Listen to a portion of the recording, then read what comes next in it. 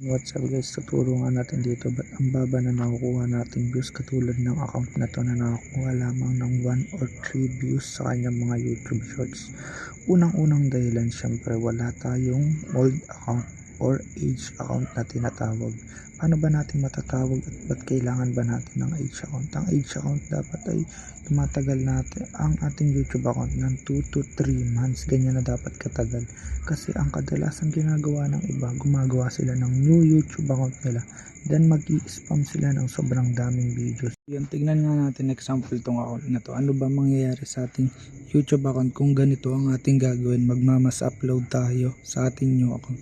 Tingnan natin, ginawa niya yung kanyang account ng March 7, 2024 and nag-start siya mag-upload. Pinaka-last upload is March 8, 2024.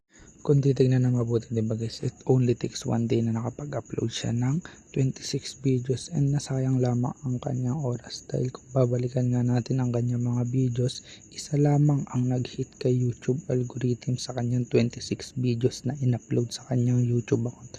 Kaya sobrang halaga rin talaga na alam natin na ang pag-iwas sa mass uploading ay sobrang halaga, lalo na kahit old account pa yan or new account pa yan. Kaya kung may makikita kayo mga ganitong videos na nagsasabi na 28 days lang daw, 30 days, 2 months, 1 months, hindi man totoo yan. Kasi nga kung titignan nyo rin yung mga account nila, kung titignan nyo kailang ginawa, lahat yan old account. Kaya huwag kayo maniniwala sa mga ganyang videos kasi tignan nyo itong account na to.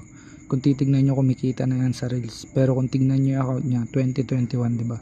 Old account na yan. Kung babalikan nyo rin tong nagsabi na 30 days, kung titignan nyo rin yung account niya, bagong upload lang yan. Pero kung titignan nyo yung mismong date kung kailan niya ginawa yan, old account yan. Kaya kung ako sa inyo, wag nyo sayangan yung mga oras nyo sa mga ganyang videos.